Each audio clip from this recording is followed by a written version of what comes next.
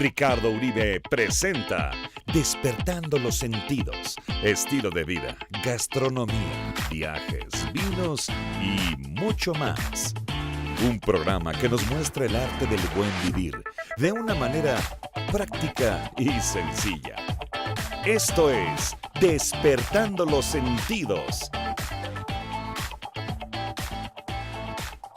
¿Qué tal, amigos de Despertando los Sentidos? Mi nombre es Ricardo Uribe y los saludo con muchísimo gusto. El día de hoy estamos muy contentos, ya que nos acompaña, bueno, ya se dieron cuenta, tenemos un gran invitado el día de hoy. Saludo con mucho gusto a mi querido Alejandro García Blanco, que Ricardo, nos acompaña siempre en este podcast, y le damos la bienvenida a José Luis Durán. Nosotros hemos sido fans de tus vinos desde hace mucho tiempo. Gracias a Dios también hemos coincidido en muchos eventos y ahora ya podemos decir que somos amigos.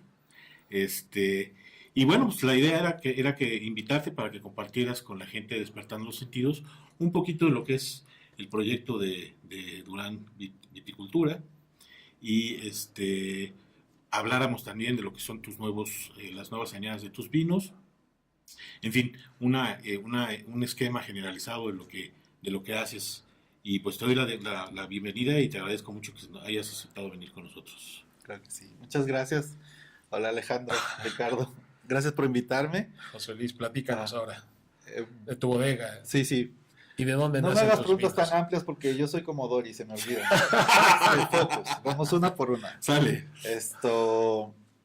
Bueno, la bodega ya tenemos, partimos en el 2005.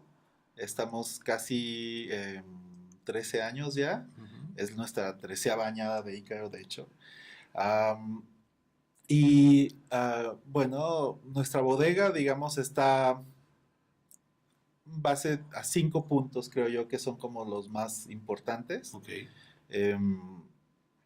Creo yo que uno de los puntos más trascendentes es el enfoque enológico, un poco la filosofía enológica de la bodega. Para mí, yo no creo en lo que ustedes dicen de que el vino haya que simplificarlo o hacerlo más fácil, ¿no? Yo creo que el vino, por definición, es un evento muy, muy interesante, muy profundo, que hay que un poco sumergirse en él para entenderlo y valorarlo y disfrutarlo, ¿no? El vino tiene que ver con placer, con conocimiento. Entonces, en vez de tratar de hacerlo básico y quitarle toda su esencia, invitar a la gente que se sume y que aprenda y que lo viva y que lo disfrute, ¿no? Que más bien elevemos el nivel. El nivel, claro. Bueno, algo súper importante para mí es que el vino, el buen vino, el vino bien hecho tiene que ver, obviamente, con expresar su origen, ¿no?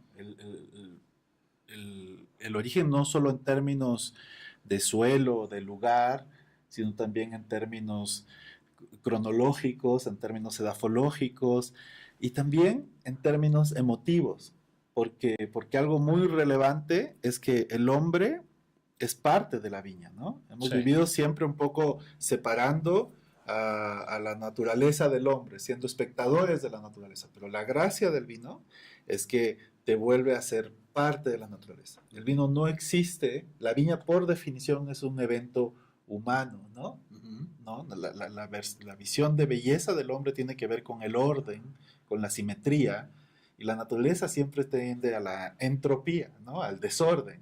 Entonces, un poco lo que sucede en la viña es esta comunión, donde el hombre toma esta rienda con la naturaleza y hay un diálogo, ¿no? Uh-huh. Y el resultado de eso es el vino, que expresa toda esta parte natural de los suelos, del clima, de la viña, de la cepa, pero también tu visión de belleza, tu estética, ¿no? Y tu momento, porque además uno cambia en el tiempo, así como el clima, ¿no? Claro. Entonces, es un tema muy bonito y creo que, dada esa complejidad, hay que tener un lenguaje para poder entender esto, ¿no? Yo creo que la industria, de alguna forma, la modernidad nos ha llevado a la industrialización y eso de alguna forma ha tratado de buscar un lenguaje más práctico, que es un poco el tema del azúcar, de los taninos, de la potencia. Al final es el lenguaje más obvio, pero es el lenguaje de protección de la viña, ¿no? El tanino, la lucha. Pero yo creo que el lenguaje que más dice, el más complejo, el más profundo, es el de los aromas, ¿no? Okay. Los aromas tienen la capacidad, ¿no? Por un lado, de expresar todos estos detalles, ¿no? De expresar el tiempo, de expresar el suelo, y con gran complejidad, ¿no? Con diferentes elementos y mucha información, ¿no? El problema de los aromas es que son, obviamente, mucho más complejos y mucho más subjetivos. Entonces, en general, la industria trata de eliminar esta subjetividad y esta complejidad y buscar algo, pero creo yo, y es lo que hemos tratado de hacer en nuestra bodega, es que ese es nuestro principal parámetro para tratar de generar una identidad, ¿no? La identidad de los vinos no está dado por el tanino, está dado por de dónde viene, ¿no? Si ves un vino de tal o cual parte, siempre vas a decir, bueno, aquí están los aromas, generan los sabores y así, ¿no? Entonces, si el lenguaje es eso, ese es el primer punto de nuestra bodega. El segundo punto tiene que ver con la actitud con la que enfrentamos esto. Para mí es súper importante que haya como cierta proactividad, una búsqueda, esta parte de la contemplación y el entendimiento del tiempo, ¿no? No puedes vivir así como, ok, yo llego y corto la uva y me la llevo y proceso sin entender lo que pasó antes. Claro. ¿No? Hay que leer el tiempo, hay que interactuar, hay que podar, hay que aprender, porque también pasan miles de accidentes, ¿no? Entonces, esta parte proactiva es súper relevante en términos de producción. Luego, el enfoque, ¿no? Para nosotros, toda esta magia que suena como mística, casi alquímica, sucede en la piel, ¿no? La piel es este elemento maravilloso que captura todo esto. Todo lo que nos gusta del vino está en la piel. El color, los taninos, ¿no? Los aromas, los sabores, todo sucede ahí. Lo demás, las semillas son un evento de la viña reproductivo y el mosto y el azúcar es una herramienta más burda de atracción, ¿no? La más básica. Entonces, enfocarnos en la piel ha significado cambiar el modelo de fermentación. Porque, por ejemplo, el modelo normal industrial es un modelo vertical, donde tienes esta caja plateada o el tanque, ¿no? Donde entra uva y sale vino, y tú tratas de adivinar y tener como un control de riesgo de toda la fermentación. Pero no estás viendo la evolución de la piel en vivo. Tus reacciones son casi indirectas, tus decisiones son más indirectas y basadas en técnica. Pero cuando abres el tanque, cuando vuelves a la fermentación vertical con tanque abierto, con menos altura para que haya contacto directo constante de la piel con el mosto, la extracción se vuelve, primero que nada, se vuelve delicada, pero se vuelve más poderosa porque extraes sin romper. Extraes 24 horas, 7 días a la semana, ¿no? La otra es violenta, extraes cosas que de repente no quieres, como taninos de semilla o otras cosas, y además esto no es tan delicada, ¿no? Entonces terminas haciendo sobreprocesos como filtraciones, etc. Entonces, entender el cambio de enfoque es muy importante, ¿no? Y otro tema para nosotros súper importante también, entendiendo que nuestro lenguaje es aromático, obviamente todas nuestras decisiones son un poco distintas de la normal. Los aromas maduran diferente de los azúcares, son madureces diferentes, ¿no? Esa es una de las gracias del Nebbiolo, que todo es simétrico. Y eso es muy poco probable, eso es muy difícil que logres, ¿no? Pero en el fondo, al irte más en función a aromas y no a la semilla, no esperar a que la semilla esté tostada, tu gama aromática es mucho más amplia, hay mayor complejidad, hay mayor limpidez, hay mayor nitidez, ¿no? Entonces, las fechas de cosecha, el grado alcohólico de nuestros vinos siempre es un poco más bajo. Y finalmente, para nosotros la madera... Esto es porque ustedes cosechan... Función aromas. Mucho más temprano. Okay. Y lo otro es que la madera para mí no debe ser un ingrediente, ¿no? Yo creo que el tema de las barricas tiene que ver más bien con microoxigenar, con generar esta complejidad de los elementos para que se vaya generando como la madurez del vino, ¿no? Pero no creo que la madera deba ser como un ingrediente que te tomas, porque al final el tanino lágico es un antígeno. Puede acomplejar y darte sutilezas, pero no ser parte como primordial. Sí, no ser protagonista. Y ese es uno de los grandes temas de discusión. A veces el tema de tanta madera nueva, de tanto...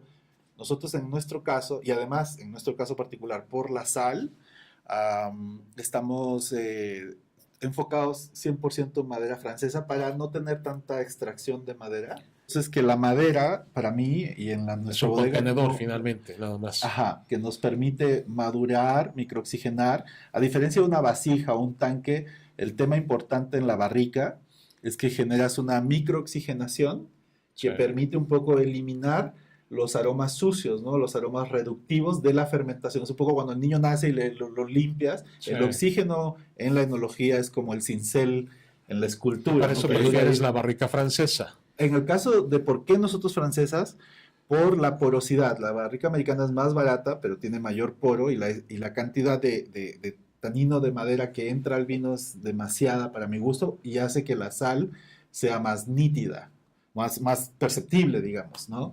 Entonces, en nuestro caso, la idea es usar una barrica con un poro más apretado para que no haya esta extracción excesiva de tanino de madera. Y por otro lado, nosotros solo usamos un 10% de renovación al año y usamos las barricas por más tiempo para que no tengamos esta presencia tan intensa de la madera en el vino. Entonces, en general, nuestros vinos están caracterizados, bueno, porque no tienen un alcohol tan alto, su lenguaje es muy de aromas, hay mucha intensidad, todo el trabajo está muy en esa parte, y todos los taninos y esta riqueza que se siente, que es muy tersa, es porque el tanino es de piel, ¿no? Que es el tanino que está hecho para ser consumido por la viña, ¿no? Entonces, cuando pruebas esto y sientes esta tersura, te conmueve, ¿no? Un poco la gran gracia de ahí, creo yo, es que mantiene esa esencia, ¿no? Además, es un vino que con el tiempo, has logrado que todos los años sea excepcional. O sea, pero hemos tenido cambios que han ido en función al aprendizaje y al clima también. Es una paleta de colores finalmente lo que tiene el enólogo para elaborar un vino. ¿Sí? Entre ellos la perspectiva del aroma. Conceptualmente, de una manera artística, ¿cómo conceptualizas el aroma? Artísticamente hablando. Eso lo sabremos después de este corte. Regresamos.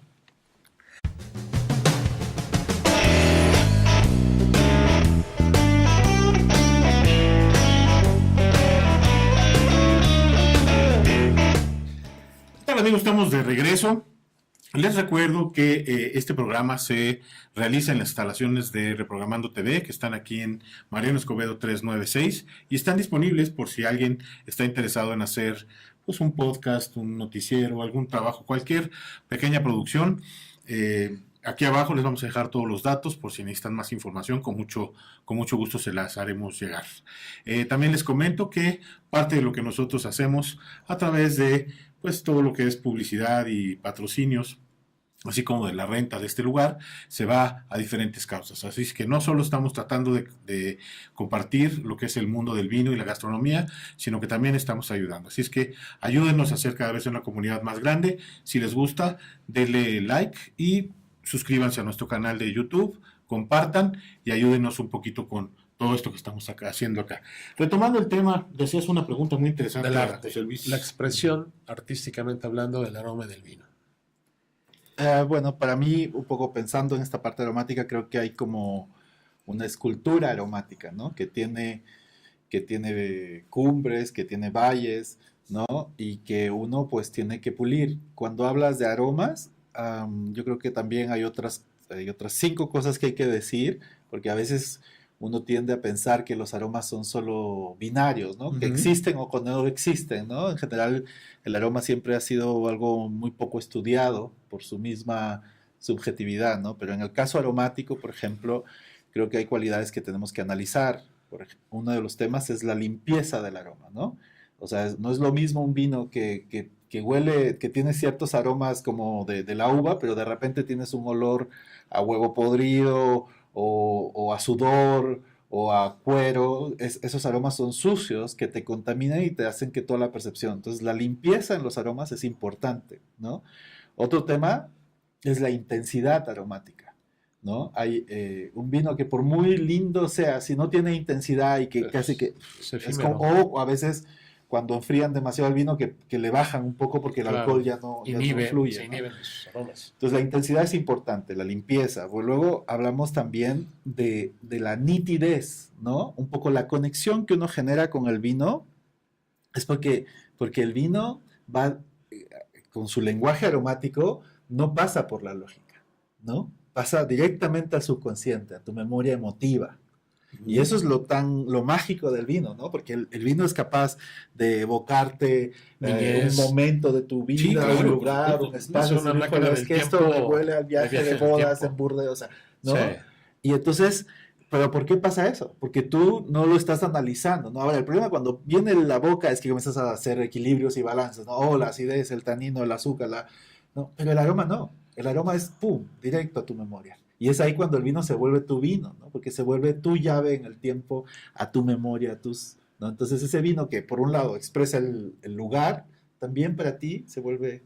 Entonces, ahora, eso es súper importante, pero eso solo sucede cuando los aromas son nítidos, ¿no? Cuando hay, por ejemplo, cuando logras identificar cosas que memorizas. Pues si el aroma es rojo, pero no sabes si es rojo de cereza o de ciruela seca, y todo es así como medio brumoso, no genera ese impacto en tu memoria, ¿no? Entonces, para mí, la nitidez, que sean aromas muy claros, muy definidos, es súper importante, ¿no? Y luego, la complejidad, ¿no? Si tú no tienes complejidad, si nomás te huele a fresa, por muy bonito que huela a fresa, pues te va a aburrir, ¿no? Que haya como capas aromáticas que te permitan dar, por eso hablo de las cumbres y de los valles, que tengas, por ejemplo, un fondo de piedra húmeda y que de repente tengas un punto de regaliz y de grosella, ¿no? Entonces te genera ahí todo un descubrimiento y ahí hay un diálogo. Y finalmente, la profundidad, ¿no? Que ese es el problema de la sobremadurez, ¿no? Cuando tú tienes todo de un color, es plano. Si todo huele a ciruela seca o a miel, ok, pero es plano, es aburrido. La profundidad es un poco esos contrastes que generan los verdes con los rojos para darte la lectura del tiempo, de la cosecha, ¿no? Que tengas puntitos de verdes con rojos, te permite decir, mira, bueno, es que llovió o no llovió y mira lo que, ¿no? La profundidad en los aromas es importante. El lograr esa sinfonía de aromas no es sencillo y requiere obviamente práctica, y no de conocer, sino es ensimismarse en una de sus cualidades como ser humano, desarrollarlas. Y estar en la viña, ¿no? Al final, todos estos precursores aromáticos están en la uva, pero no son evidentes, entonces tratar de eso, vas conociendo una viña, ¿no? Lo que nosotros hemos hecho, por ejemplo, es trabajar la misma viña por años, entonces cada vez vas entendiendo que este precursor, este pequeño detallito te va a dar tal aroma, ¿no? Las rosas y la fresa y la cereza negra. Y vas aprendiendo, no es algo fácil, haces una degustación de uva retronasal y tratas de acertarle, porque es difícil, ¿no? Entonces es un trabajo también de técnica, de degustación y vas aprendiendo. Hablemos de tus vinos, los primeros, los blancos. ¿Qué encontramos en ellos? Este año ya tenemos nuestra línea, Marella o Marella, dependiendo. Marella un poco habla de la femineidad de los blancos y rosados, de esta sutileza que tienen y esta elegancia con sus, ¿no? Digamos que los blancos y rosados no son acerca del tanino o la fuerza, más bien su verdadera fortaleza es su fragilidad, ¿no? Y por eso la feminidad y la influencia marina que nos hace existir en Ensenada. Sin la influencia marina, nuestro viñedo no podría subsistir, ¿no? Claro. Porque es el frío de la noche que permite que la viña respire. Entonces, Marella habla un poco de eso, de nuestro terruño, pero desde esta perspectiva. Y tenemos una línea que es la que estamos lanzando ya, que está un poco lo que dividimos fue el antiguo Marella, que era una mezcla de 3 cepas, de Sauvignon, de Chardonnay, un puntito de Moscato, de Canelli, pero era un poco confusa, ¿no? Porque no obedecía, o sea, el que toma Chardonnay espera cierto carácter y el que toma Sauvignon espera otro. Claro. Entonces dijimos, bueno, separémoslos en función, México tiene esta dualidad del Atlántico y el Pacífico, ¿no? La comida de Ensenada del Pacífico, el atún, las tostadas, las ostras, son muy distintas a las del Atlántico, ¿no? El pescado a la talla, ¿no? Esta cosa. Entonces hagamos eso y Marela, entonces tenemos 2 Marelas. Tenemos un Marela del Pacífico, que es el Blanc de Blanc, que es un poco esta parte de la frescura, no tiene crianza en barrica, es el Sauvignon con Moscato, que es con muy buena acidez, y jugamos con esta parte del amargor, que funciona muy bien con el yodo de los mariscos, ¿no? Uno de los problemas del exceso de alcohol en un vino blanco, o el Chardonnay, por ejemplo, es que puede cortar esa sensación marina del yodo. Pero el amargor del Moscato con esta acidez del Sauvignon hace que eso persista. Entonces el mariaje es muy bonito, sobre todo con ostras y conchas, o bueno, ceviches, ¿no? Y en el caso del Atlántico, pues es el Chardonnay, ¿no? Claro. En el estilo clásico, está fermentado en barricas, con batonnage, que le da un poco esta estructura, y fermentación maloláctica, que hace un poco todos estos aromas de crème brûlée, ¿no? Entonces, para esta parte de los pescados como a las brasas, esta parte más grasosa, ¿no? Pero me dijeron increíble. toso. Ya les dio hambre, ¿verdad? Sí, ya no se antojó aquí.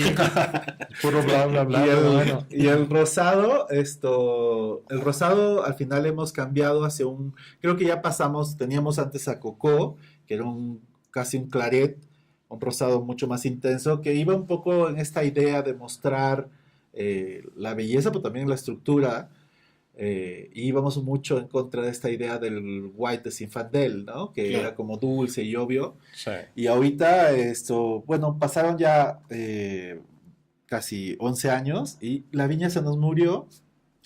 Y bueno, dijimos, bueno, si vamos a empezar una nueva viña, hagamos otro estilo de rosado. Y ahorita estamos yéndonos en el estilo clásico provenzal, que me gusta mucho, que habla un poco de la sutileza, ¿no? El rosado que hacemos es de Grenache. Y lo lindo es que tiene una acidez muy baja, entonces es un vino muy, muy sencillo, no es dulce, es seco, pero al tener una acidez baja es muy relajante, muy fácil de tomar, no te afecta mucho, y pues es muy delicado, la verdad es que es un vino que funciona muy bien con toda esta parte de los moles, ¿no? Algo que se me hace increíble en México es la intensidad de sus sabores y la delicadeza, ¿no? Todas estas cenizas, salsas, Sí. todo esto. Entonces, no puedes poner un vino muy, muy tánico, fuerte o muy ácido, porque rompes con eso, ¿no? Tiene que ser un vino muy, muy sobrio, muy, muy delicado. Y en ese sentido, el rosado funciona increíble.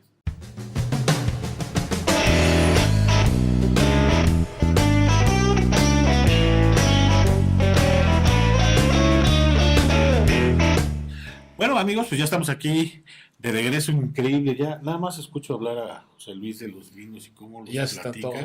No, ya, ahorita ya saliendo de aquí, nos vamos mariscos seguramente Sí. a comer mariscos con vino, man. Fíjate que en relación a eso que hablábamos en el corte anterior, Alejandro, antes de iniciar el podcast, me preguntaba, me gustaría mucho saber cuál era la perspectiva de José Luis en función De del que maridaje llegó. con la comida, Bueno, sí. de tus vinos o de los vinos mexicanos en general con la comida mexicana. Porque ahí como que unos piensan una cosa y otros otra, ¿no? Entonces, Como todo. ¿tú qué opinas? Yo creo que México tiene una cosa muy, muy particular que me gusta mucho, que en términos gastronómicos, que tiene que ver con que para mí sobre todo la comida del centro sur, ¿no? La comida mexicana está basada en especias y salsas. Digamos que lo que más se trabaja y se elabora es la salsa, ¿no? Es una comida que de alguna forma la proteína se vuelve como el side del plato, pero en realidad lo que importa es el mole, ¿no? Claro. O la salsa que Sí, sí, preparaste, ¿no? O las flores. Entonces, eso le genera una cualidad completamente distinta y sobre todo un maridaje para mí muy distinto, porque estos platos se tornan muy delicados, ¿no? Cuando tienes, por ejemplo, temporada de escamoles o tienes estas cenizas, un vino demasiado fuerte, demasiado alcohólico, demasiado maderizado, demasiado así, puede opacar completamente esa expresión sutil de la gastronomía, ¿no? Entonces yo creo que en ese sentido, aromas, porque si te fijas, la esencia de la comida mexicana es aromática, Claro. ¿no? Sí. De sabores, no de potencia. Y está solo maridada con vinos que tienen una búsqueda aromática también, ¿no? Claro. Que tienen delicadeza, que tienen sutileza. Entonces, en ese sentido, creo que nosotros estamos en un buen camino. Tus tintos, ¿cómo son y con qué los Bueno, en esta compartirías? visita estamos presentando la cosecha 2015 de Ícaro, nuestro vino más emblemático, y de A La Rota, nuestra segunda marca. Son dos estilos de vinos diferentes por las cepas que tienen y por los suelos de donde vienen las viñas. Todos nuestros viñedos están en Valle de Guadalupe, pero digamos que en el perfil del Valle de Guadalupe tenemos arriba como el granito, donde están estas rocas redondas. Sí. Luego viene esta parte de la arcilla granítica y la arcilla. Y finalmente viene esta parte del limo, que es como una tierra un poco más fértil. Y finalmente la arena, ¿no? Entonces, en ese corte, pero eso genera microclimas y comportamientos de la viña muy distintos, ¿no? La arcilla, que retiene mucho más agua, te genera mucho más vigor a la viña, porque le da más agua, entonces la viña puede tener más hojas, hay más sombra, hay más hojas, hay más posibilidades de producir taninos, color, ¿no? Es una viña más fuerte. En la arena es todo lo contrario, ¿no? En la arena es la austeridad, Claro. es un poco esta ausencia, esta búsqueda del agua, donde vive un poco la desesperación. Entonces todo el lenguaje ahí es distinto. Aquí es un lenguaje de taninos y colores y aquí es un lenguaje de aromas. Entonces entender los suelos te permite. Y luego la genética de las viñas, ¿no? Hay viñas más tempranas que apuntan más hacia aromas rojos y que funcionan mejor en suelos que van hacia lo verde. Y hay viñas más tardías que apuntan más hacia lo verde, que funcionan mejor para generar armonía o Claro. equilibrio, ¿no? Entonces, en ese sentido, A La Rota está basado en varietales franceses, Cabernet, Tannat y Petit Verdot, y está 100% arenal, ¿no? Entonces, es un vino que por definición es mucho más filoso, ¿no? Es mucho Todas más esas aromas. variedades están en el mismo tipo de suelo. Ajá. Ok. Todas son de Eso te iba a arena. preguntar hace La ratito, ruta porque es de de pronto- arena. Por eso la fábula, ¿no? de esta playa sin mar, al final es una metáfora del arenal, de la viña Sí. del arenal, ¿no? Ok. Entonces, es un vino mucho más filoso, donde lo importante no es el tanino, la estructura, sino más bien esta composición aromática y su persistencia está dada por los aromas. Y la nitidez debe ser Es fabulosa. muy bonito en ese sentido, ¿no? En este caso, 2015, tuvimos los golpes de temperatura entre julio y eso a la viña le generó como este impacto que entonces se puede sentir que el tanat está un poco más fuerte, hay un poco más de color, pero en general a La Rota le hizo bien o sea, bueno, le dio más volumen, ¿no? De lo normal, porque en general es un poco más frágil. Y en Ícaro, lo que predominaba usualmente es el Nebbiolo. El Nebbiolo es el 50%, que es este Nebbiolo en arcilla, que tiene un poco más este vigor, que le da el color que tiene y la estructura tan tersa de taninos, ¿no?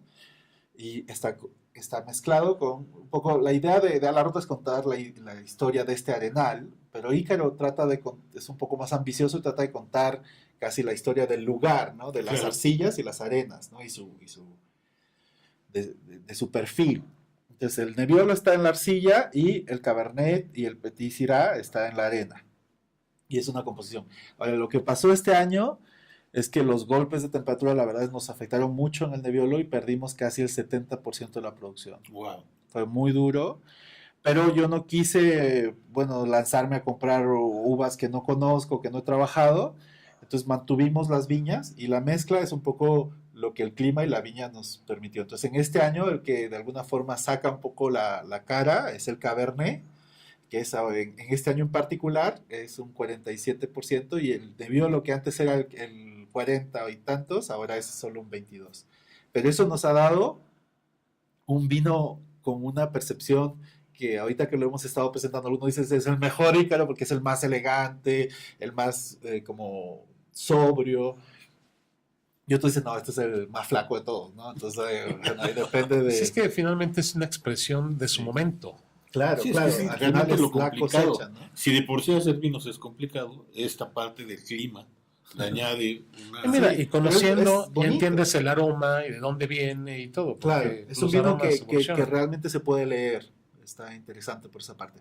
Y bueno, curiosamente esto fue la cosecha 13 en el mercado. Ok. Ok. Entonces, un poco pensando en como este golpe, esta tragedia que nos pasó, pero también con toda esta cosa Mística del 13, dijimos, bueno, vamos a tratar de darle la vuelta. Y hemos usado un poco la narrativa de la poesía que está en nuestras etiquetas, de los íconos como Ícaro y su mitología, como Alarrota y su fábula de este accidente Sí. y esta búsqueda de terruño, de origen. Y las Marelas con sus brumas, hemos hecho toda un trabajo iconográfico y lo hemos tratado de hacer un poco más lúdico, y entonces hemos hecho un tarot de vino, ¿no? Bueno. O sea, bueno, estamos un poco jugando y tratando de darle la vuelta a esto. Sí. Entonces en este tarot hemos puesto un poco todas las contras para que se pueda leer un poco el tema de dónde viene. Y tenemos nuestros arcanos, ¿no? Que básicamente hablan de todos los elementos de nuestra narrativa y de nuestra filosofía, ¿no? Como los tanques, la idea del terroir, las barricas. El sol, lo veo el por ahí, sol, rayos. ¿no? El malabarista, que es el tema económico, ¿no? Ok. De cómo de mantener tus ideales. Ese debe ser. Sobre rendirte, ¿no? El lenguaje aromático, ¿no? Un poco el tema del viñedo en la arena. Bueno, entonces todos estos iconos desde la piel y todo nos permiten hacer como el juego, ¿no? Que básicamente en el tarot pues tratas de responder una pregunta, y en este caso pues es una pregunta enológica, o cómo va a estar este vino, cómo, ¿no? Y Y te pues, respondes ahí con las claro, cartas, y después todas de la son como, barajeada. todas tienen como un doble significado, ¿no? Dependiendo Sí. de cómo caigan. Ok. Y te hace cuestionarte, ¿no? Un poco te hace pensar en el vino, y no solo si está rico, también te hace cuestionar su origen y si tiene Magia, ¿no? filosofía, ¿no? Oye, este tarot viene, puedes comprarlo, viene No, en la no. compra del vino, No, o nada, al solo lo menos hicimos como un evento como un juego. para el lanzamiento, y estamos como dándolo como regalo pero hicimos una edición limitada, no sé si hagamos nada. Solamente fue una idea para esta cosecha 13. Muy bien. Y divertirnos un poquito, ¿no? Pues muchas gracias por invitarme. No, al No, al contrario. contrario, este es tu Gracias casa, a José ti. Luis, y nos da muchísimo gusto poder contar contigo. Como te decía en un principio, este podcast va muy dirigido a la gente que está iniciándose en todo esto del vino, y bueno, todos los conceptos que nos has compartido el día de hoy, pues seguramente le van a dejar algo a muchísima gente, ¿no? Bueno, espero. Dime una cosa, ¿cómo te puede seguir, o qué tan activo eres en redes sociales? Y Nos hace un pueden ratito seguir- estaba diciendo que los alumnos le marcan, Ah, le sí. mandan casi Ya, las por favor, no le preguntas pregunten. para que les haga su tarea. Bueno, en Facebook es José Durán y Durán Viticultura, Ok. básicamente. No hemos hecho nada en Instagram todavía, y ahí no uso mucho Twitter, pero también por ahí, José Durán. Oye, en unos días vamos a estar en el Festival de las Conchas y el Vino Nuevo. ¿Vas a andar por ahí? Espero, sí, a Sí. ver. Sí, es un Pues evento. ya son cada vez más días, ¿no? Es una semana. Es una semana, sí. Empieza el Sí. día 2 y Está muy termina el día interesante, sobre todo 8. por las visitas hacia toda esta parte de las conchas, de los criaderos. Creo que vale mucho. Sí, fíjate que el año pasado nos tocó justo hacer ese tour donde te llevan a los criaderos de las conchas, y esto es interesantísimo, además delicioso, man, Pues, porque sí. no solo te llevan a conocer, sino que sacan una reja Con ostras y con te la- ostras y te las ponen allí en la lancha, te enseñan a abrirlas y órale, man. No te olvides de un marella hablando blanco. Sí, seguramente. Con un blanc de blanc. Eso te lo aseguro, porque honestamente, y no porque estés tú aquí, ni son guayabazos, yo soy uno de los más fervientes admiradores de tu marca. Muchas gracias. Pues muchas gracias por invitarme. Gracias, José Luis. Muchísimas gracias, nos vemos en la próxima. Hasta luego. Gracias.